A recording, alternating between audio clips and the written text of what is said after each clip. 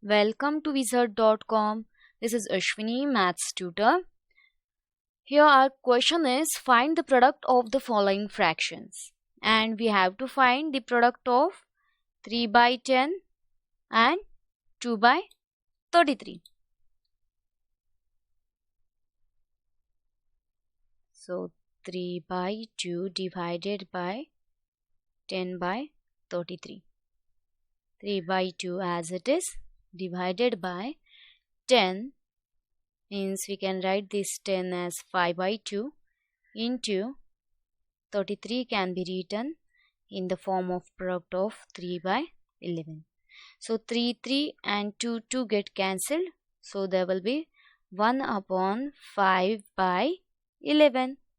So it is 1 by 55. Hence 3 by 10 into 2 by 33 is 1 by 55.